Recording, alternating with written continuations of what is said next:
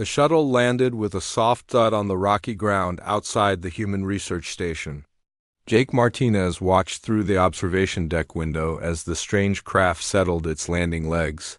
The shuttle looked nothing like human ships. Its surface seemed to shift and flow like liquid metal, and strange symbols glowed along its sides. "Here comes our guest," said Pete Collins. Standing next to Jake, Pete was the station's chief engineer, a man who could fix anything and build even more. His hands were already dirty from morning repairs, and his tool belt clinked as he moved. The shuttle door opened with a sound like breaking glass. What stepped out made everyone in the observation room go quiet. Dr. Zixthara was nearly 8 feet tall, with skin that looked like it was made of crystal. The skin changed colors as she moved, shifting from pale blue to soft green. Her limbs were long and thin, and she moved with careful, measured steps. "She's bigger than I thought," whispered Lisa Baker, the station's head biologist.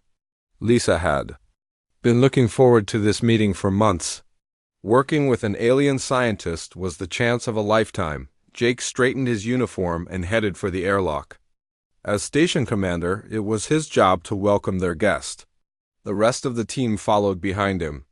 Pete, Lisa, Amy Rodriguez from Communications, and Dan Murphy, the geologist.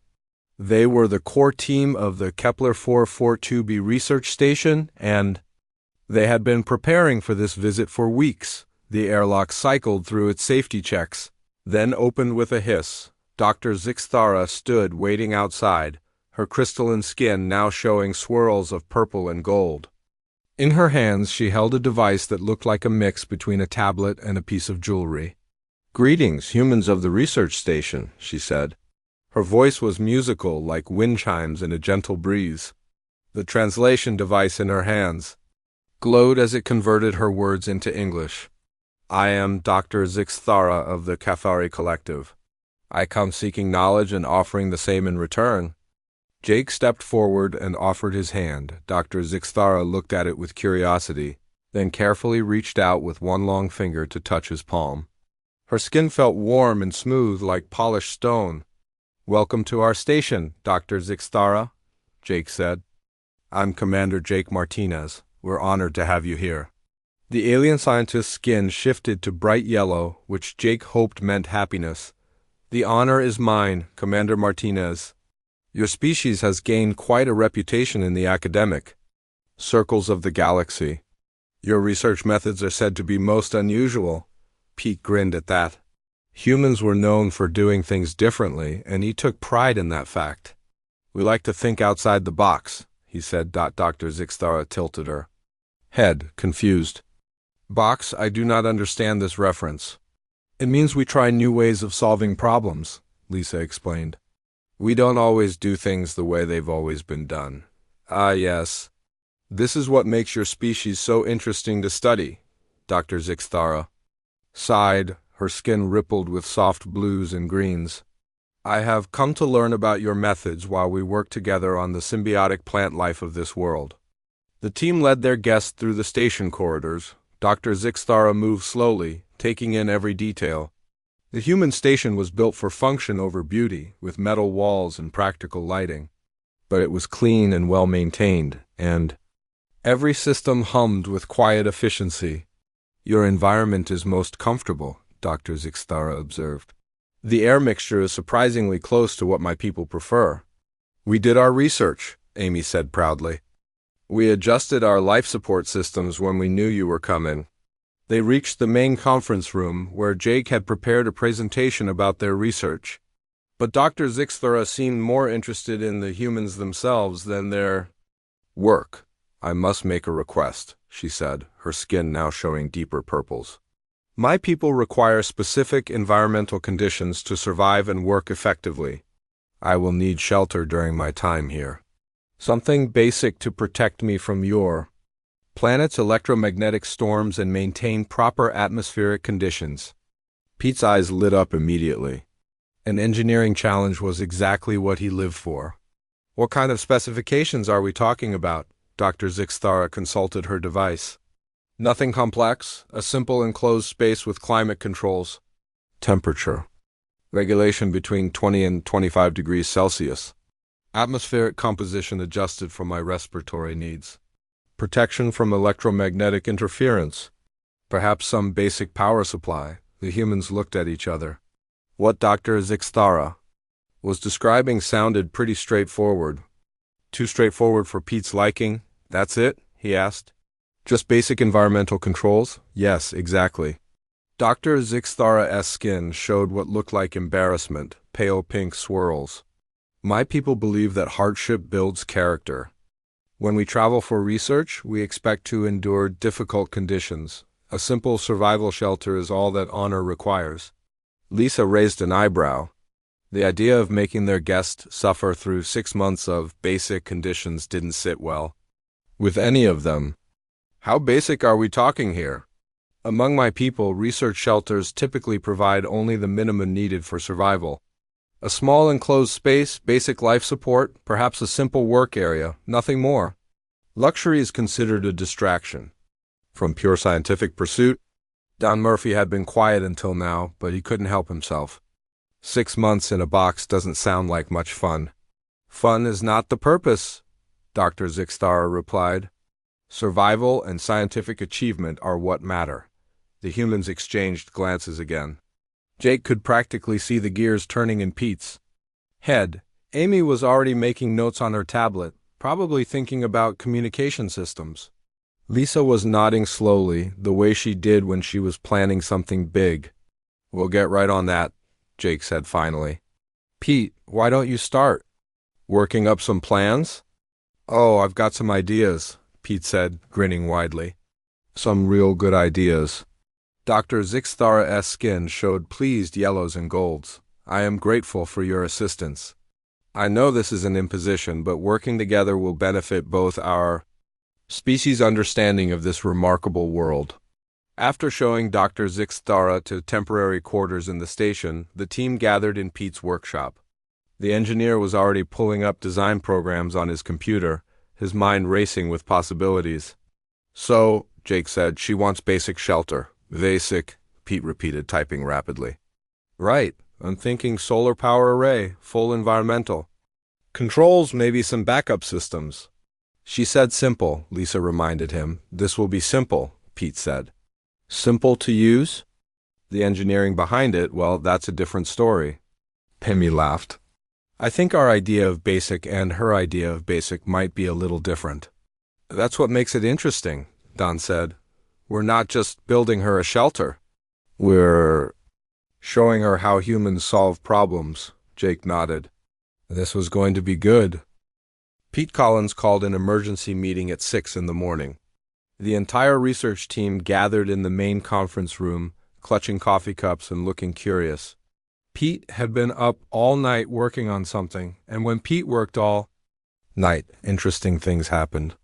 All right, people, let's talk about Dr. Z's shelter, Pete said, pulling up a holographic display.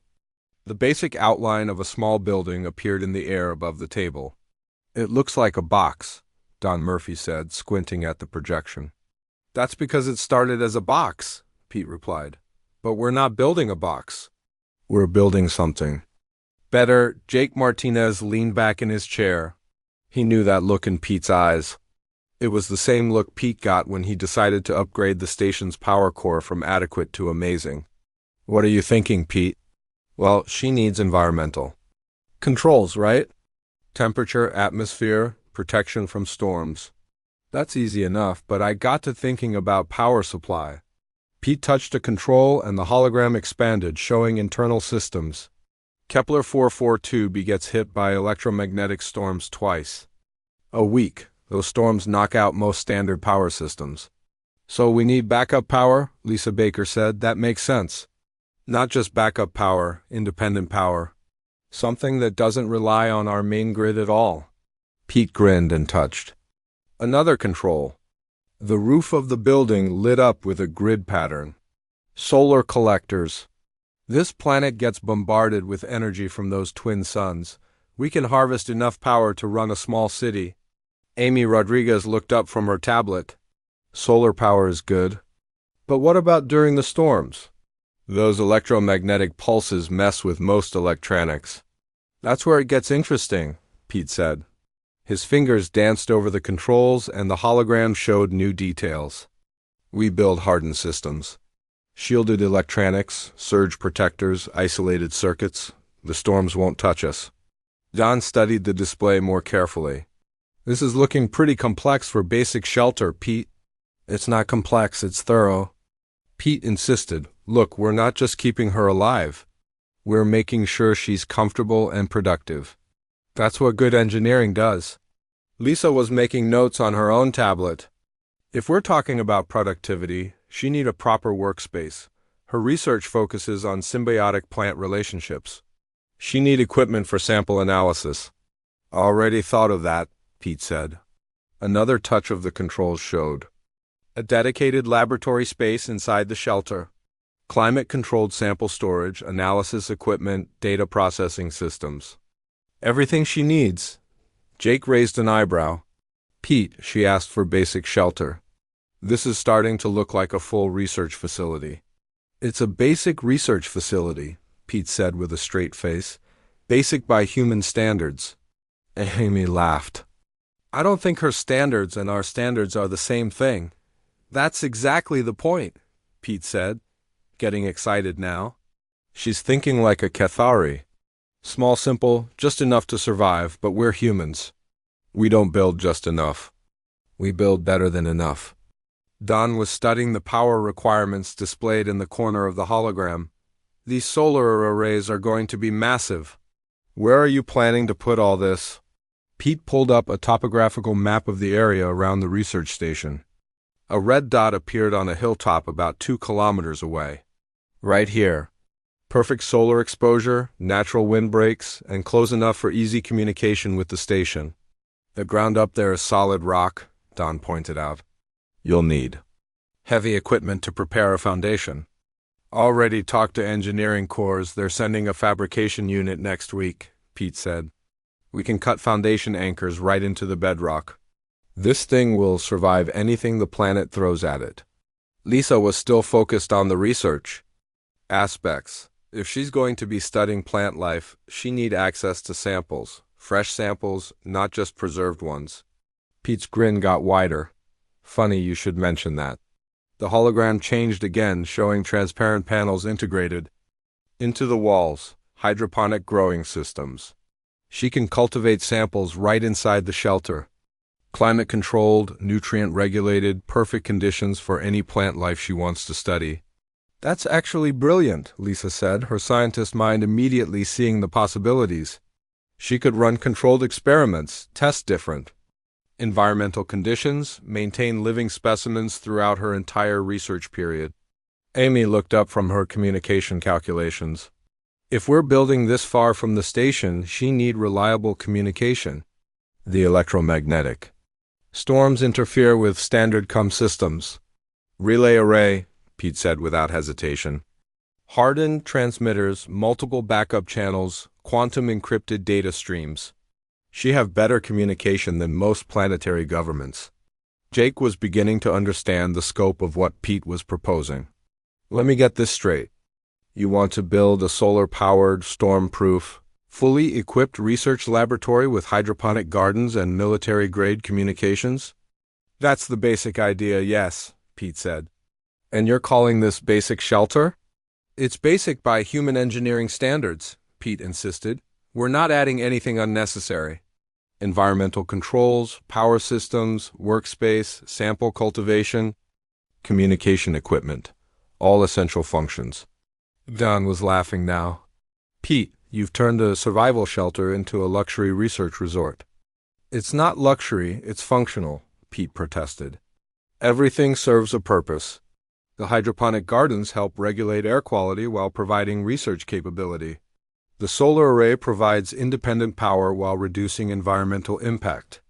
The communication system ensures safety while enabling collaboration. It's all practical. Lisa was warming to the idea.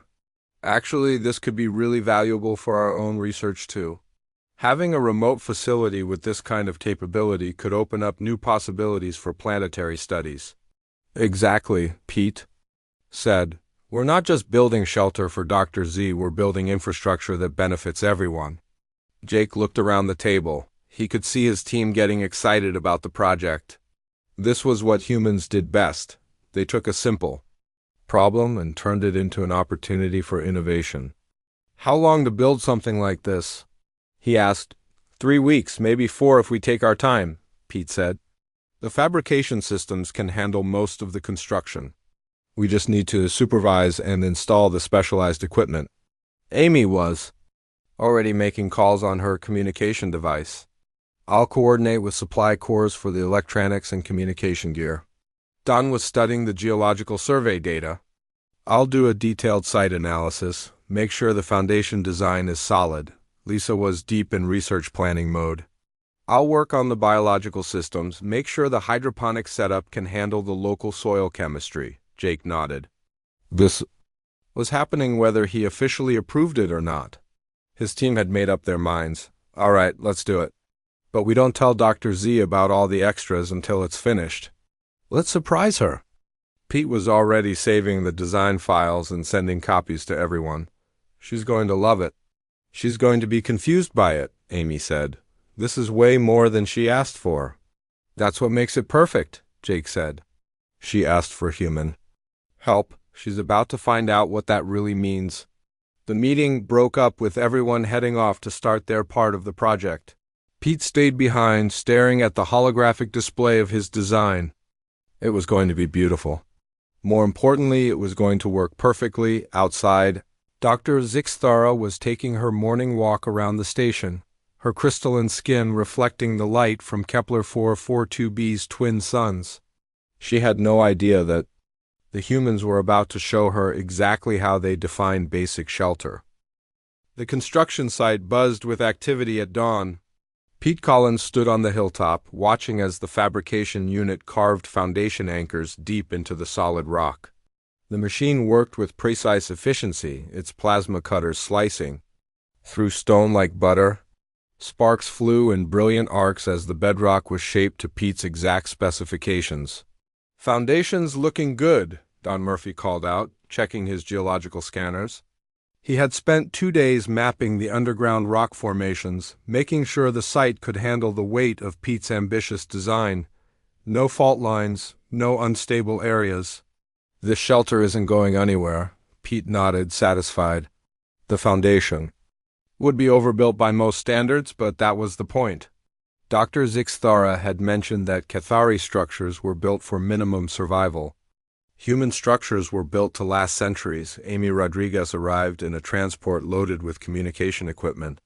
The boxes contained quantum transmitters, signal boosters, and enough backup systems to keep a small army in contact with headquarters.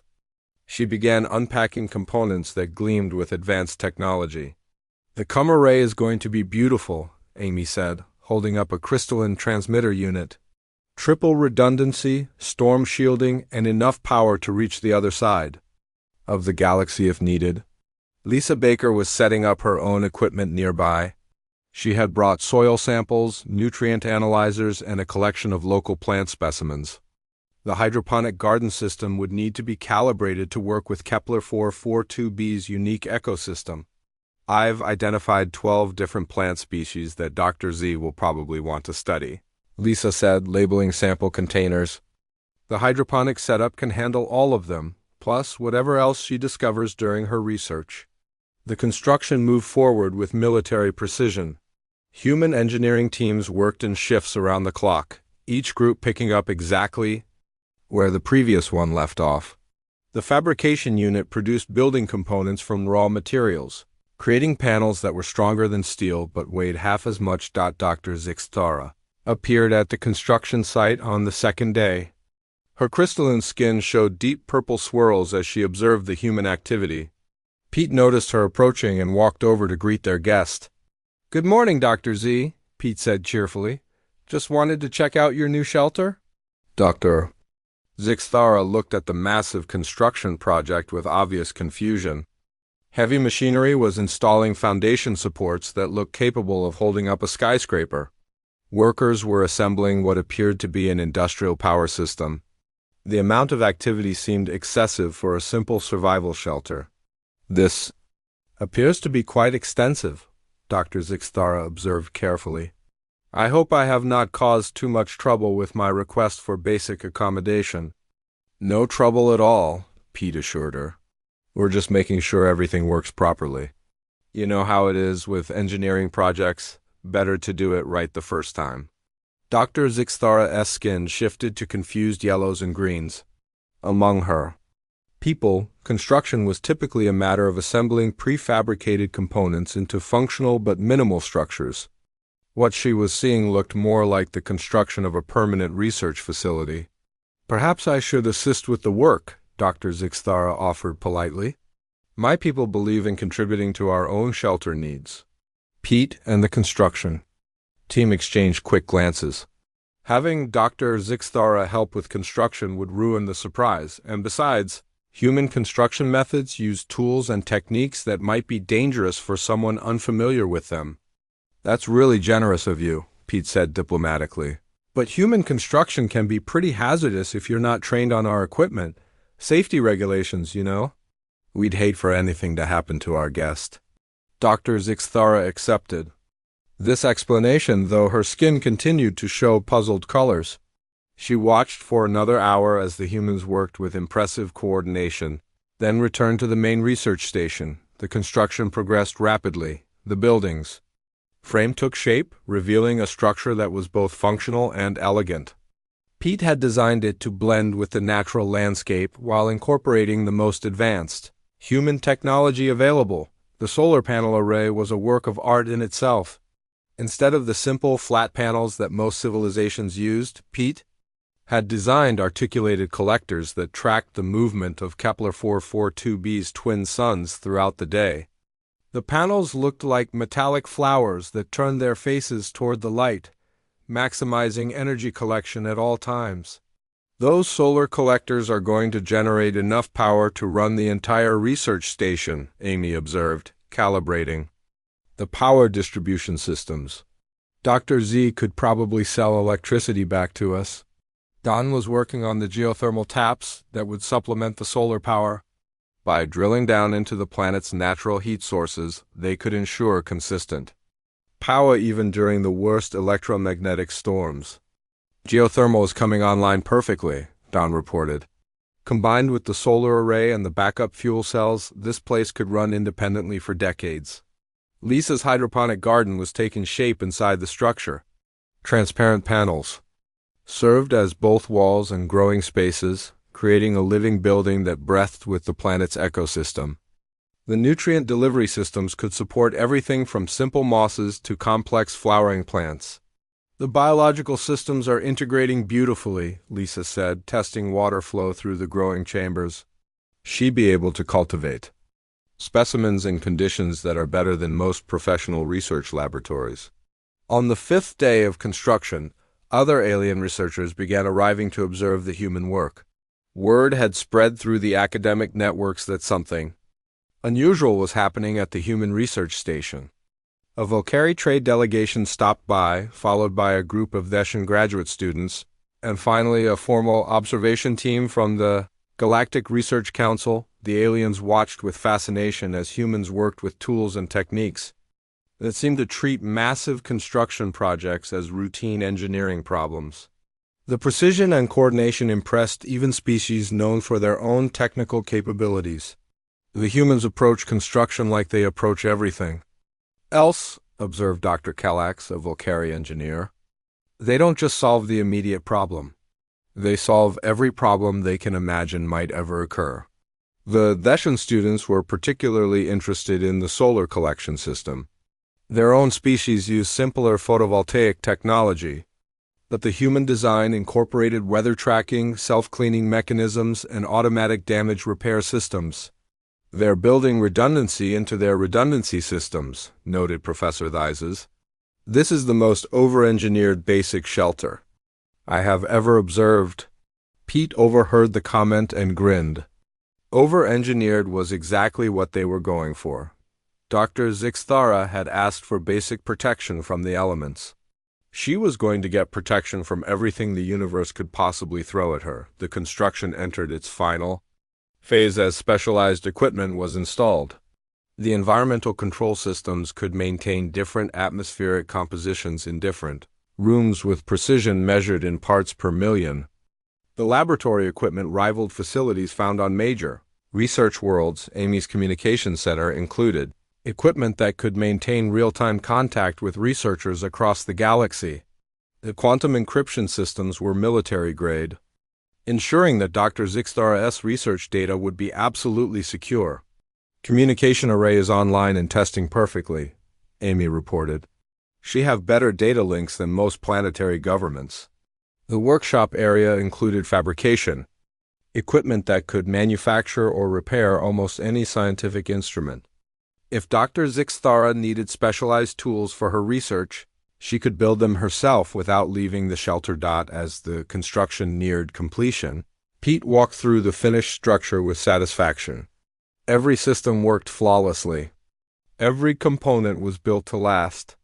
Every detail had been considered and improved upon. Dr. Zixthara's basic shelter had become a masterpiece of human engineering, and she had no idea what was waiting for her. The completion ceremony was scheduled for exactly 10 o'clock in the morning. Jake Martinez had insisted on making it formal, with the entire research station crew present. Dr. Zixthara stood beside him, her crystalline skin showing nervous yellows and greens. She had no idea what to expect from her basic shelter. "Before we show you your new research facility," Jake began, then caught himself. Your new shelter?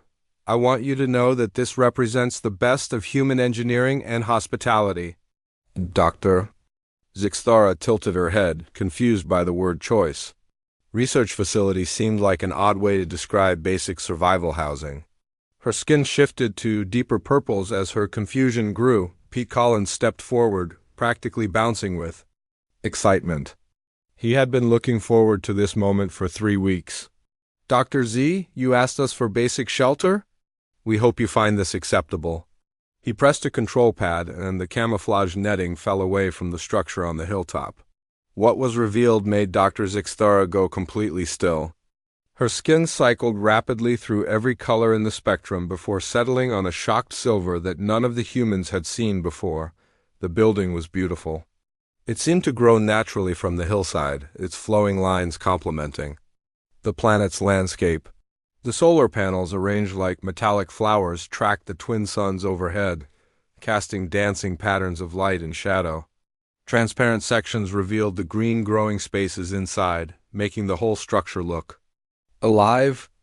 "This is my shelter?" Dr. Zixthara asked in a voice barely above a whisper. "Basic shelter, just like you requested," Pete said with a grin. "Let's take a look inside."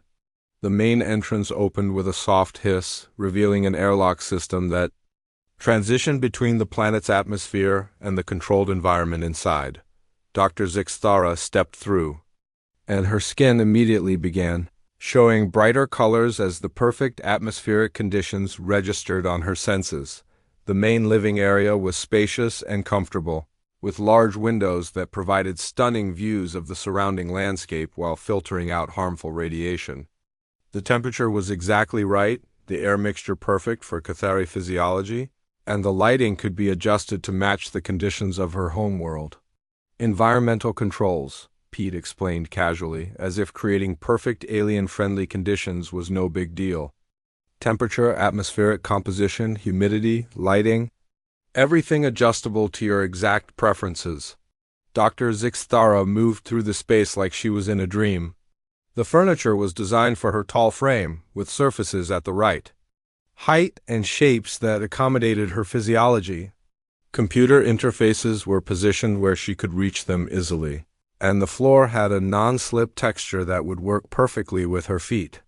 "You studied my people's physical requirements," she observed, her skin showing amazed golds and blues. "We did our homework," Lisa Baker said proudly. "We wanted to make sure you'd be comfortable during your research." They moved into the laboratory section, and Dr. Zixthara stopped walking entirely. The equipment was state-of-the-art, better than what she had access to on her homeworld. Molecular analyzers, specimen storage systems, data processing computers, and fabrication equipment that could build specialized tools. "This is a complete research laboratory," Dr. Zixthara said, her voice filled with wonder. This equipment is worth more than most universities possess. You'll need proper tools for your work, Lisa replied. Can't do good science with inadequate equipment. The hydroponic garden area left Dr. Zixthara speechless. Living walls filled with growing plants created a natural environment that helped regulate air quality while providing perfect conditions for specimen cultivation. The transparent panels let in filtered sunlight while protecting the plants from harmful radiation. I can grow specimens here, Dr. Zixthara breathed, touching one of the growing chambers with reverence. Living specimens in controlled conditions for the entire duration of my research. That was the idea, Lisa said. Fresh samples are always better than preserved ones. Amy Rodriguez showed off the communication center next. The quantum transmission equipment could maintain real-time contact with researchers anywhere in the galaxy. Data storage systems could hold libraries worth of information, and the processing power could handle complex calculations that would take days on normal computers. You'll never lose contact with your colleagues, Amy explained. Storm or no storm, you'll have perfect communication with the outside world. Dan Murphy demonstrated the power systems with obvious pride. The solar collectors were already generating more electricity than the shelter could possibly use. The geothermal taps provided steady backup power, and the emergency fuel cells could run everything for months if needed. Independent power supply. Don said, you could run this place for years without any outside support.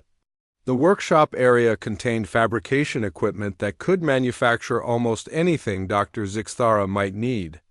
3D printers, metalworking tools, electronics assembly systems, and raw material storage that could support months of creative engineering. If you need something that doesn't exist, you can build it here, Pete explained. Complete self-sufficiency. They finished the tour in the living quarters, which included a bedroom, bathroom, kitchen, and recreation area.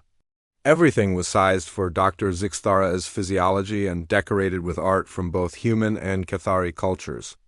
The bedroom had a sleeping surface that could adjust to provide perfect support, and the bathroom included bathing facilities designed for crystalline skin. Dr. Zixthara stood in the center of the living room, her skin cycling through colors faster than the humans had ever seen. She seemed to be processing everything she had experienced, trying to reconcile what she had asked for with what she had received. I requested basic shelter, she said finally. A simple structure to protect me from the elements while I conducted my research.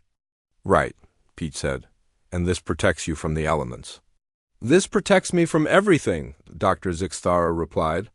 Storms, power failures, equipment breakdown, isolation, discomfort, inefficiency. This is not basic shelter. This is the most advanced research facility I have ever seen. Jake stepped forward. Dr. Z, you asked humans for help? This is how humans help. We don't just solve the problem you asked us to solve. We solve every problem we can think of that you might encounter. Dr. Zixthara's skin settled on a deep, rich gold that pulsed gently. The humans had never seen this color before, but somehow they knew it meant something profound. In Cathari culture, we build for survival, she said slowly. We endure hardship because we believe it builds character. We accept minimal conditions because we think luxury makes us weak. She paused, looking around at the perfect environment the humans had created for her. But you have shown me something different. You have shown me that excellence is not luxury. That providing the best possible conditions is not weakness but wisdom. That true hospitality means anticipating needs your guest doesn't even know they have. Pete grinned. So you like it? Dr. Zixthara's skin brightened to the most beautiful gold any of them had ever seen. Like it? Commander Martinez? Dr. Collins? All of you, this is beyond anything I dreamed possible. You asked for my research goals and you built me the means to exceed them. You have given me not just shelter, but the foundation for discoveries I never imagined I could make. The humans exchanged satisfied looks. Another successful engineering project completed. Dr. Zixthara was going to love living here. Welcome to your new home, Jake said warmly. Dr. Zixthara's golden skin pulsed brighter. Thank you, all of you. I understand now why humans have such a reputation in the galaxy. You don't just meet expectations. You redefine what expectations should be. 3 months after moving into her new research facility, Dr. Zixthara had accomplished more scientific work than she had planned for her entire 6-month stay. The advanced equipment allowed her to conduct experiments that would have been impossible with basic Cathari research tools. Her crystalline skin glowed with constant satisfaction as she worked in conditions that exceeded her wildest dreams. The hydroponic gardens had become the heart of her research. She was growing specimens of every plant species found on Kepler 442b, studying their symbiotic relationships in controlled conditions that let her manipulate individual variables. The discoveries were remarkable. "Jake, you need to see this," Dr. Zixthara called over the communication system to the main research station. Her excitement made her skin pulse with bright blues and golds. Jake Martinez and his team gathered around the communication screen to see what their guest had discovered. Dr. Zixthara stood in her laboratory, holding up a plant specimen that seemed to glow with its own light. The Kepler moss and the spiral vine have a relationship that goes beyond simple symbiosis, she explained, her scientific enthusiasm making her speak faster than usual. When grown together in the precise atmospheric conditions your facility provides, they actually share genetic information in real time. Pete Collins leaned forward, interested. Share genetic information? Like they change each other? Exactly. The moss adapts to environmental changes and immediately passes that adaptation to the vine through chemical signals. The vine then modifies its own genetic structure and shares new capabilities back to the moss. Its evolution happening in minutes instead of generations. Lisa Baker was taking notes rapidly. That could revolutionize how we understand plant adaptation and planetary colonization.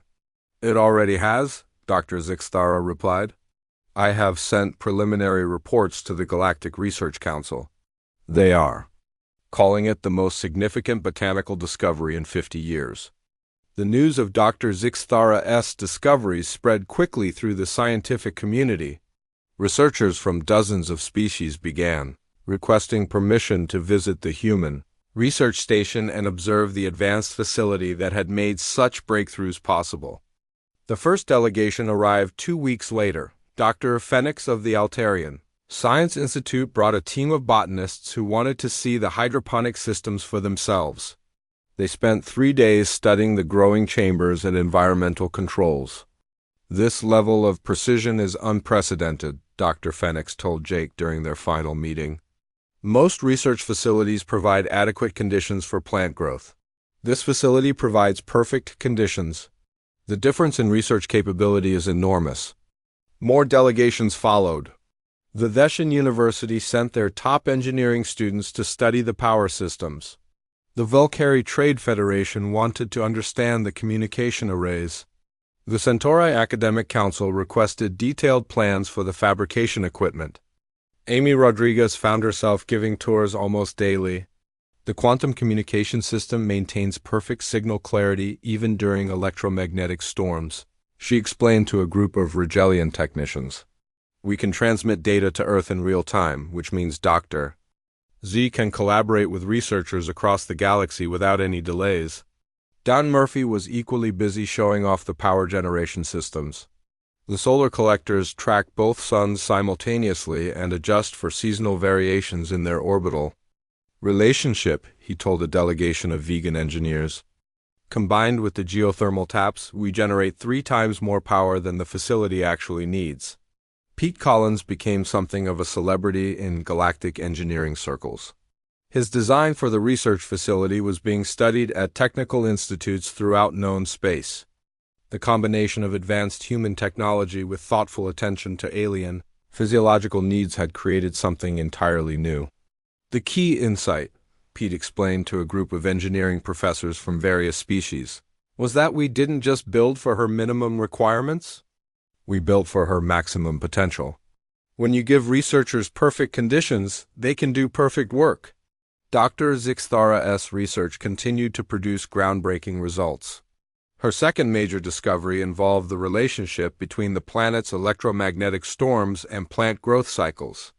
Using the facility's advanced monitoring equipment, she found that certain plants actually required the electromagnetic pulses to trigger reproductive cycles. "The storms are not just weather," she reported to the Galactic Research Council. "They are part of the planet's biological rhythm. Plants have evolved to use electromagnetic energy as a trigger for genetic changes." This discovery led to new theories about how life might develop on planets with unusual energy patterns. Dr. Zixthara found herself consulted by terraforming projects and planetary colonization efforts throughout the galaxy. The research facility became known as the Kepler Standard among academic circles. When scientists planned research expeditions, they began asking for Kepler-level support instead of basic accommodations.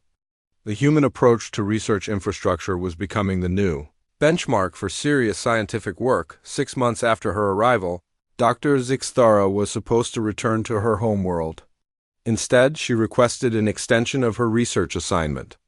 The Cathari Science Council approved immediately, recognizing the value of her work. "I cannot leave now," she told Jake during a meeting to discuss her extended stay.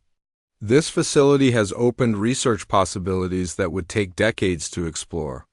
My discoveries here are already changing how my people understand planetary biology." Jake smiled. "So you're happy with your basic shelter?" Dr. Zixthara's skin showed the deep golden color that the humans had learned meant profound contentment. "Jake, when I first requested shelter, I thought I understood what I needed. I was wrong. I needed much more than I knew how to ask for." "That's what friends are for," Pete said.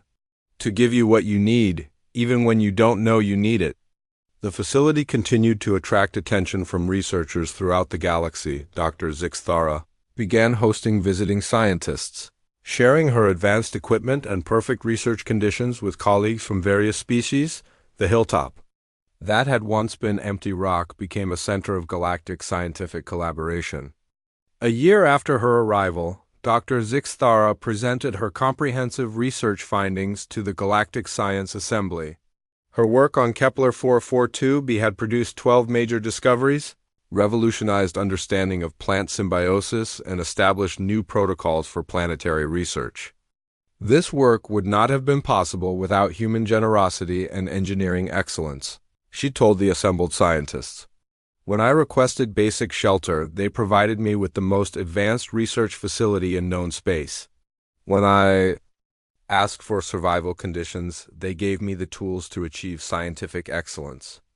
The presentation ended with Dr. Zixthara announcing the establishment of the Kepler 442b Permanent Research Station, a joint project between human and Cathari science organizations. The facility would continue operating as a center for interspecies scientific collaboration, hosting researchers from throughout the galaxy. "The humans have taught us something important," Dr. Zixthara concluded. "Excellence is not luxury. Providing the best possible conditions is not waste but wisdom. When we give our researchers the tools they need to succeed, we all benefit from their discoveries." Jake Martinez watched the presentation from the main research station, surrounded by his proud team. Pete was already sketching plans for expanding the facility to accommodate more visiting researchers. Lisa was planning collaborative experiments with Cathari botanists. Amy was designing communication networks to connect research stations throughout the sector. Dr. Zixthara had asked for basic shelter. The humans had built something that changed the nature of scientific research itself. It was exactly the kind of problem-solving that made humanity special in the galaxy. Outside, the solar collectors tracked the twin suns across the sky, powering discoveries that would benefit species throughout known space. The basic shelter had become a beacon of scientific excellence, proving once again that when humans offered help, they didn't just meet expectations. They redefined what expectations should be.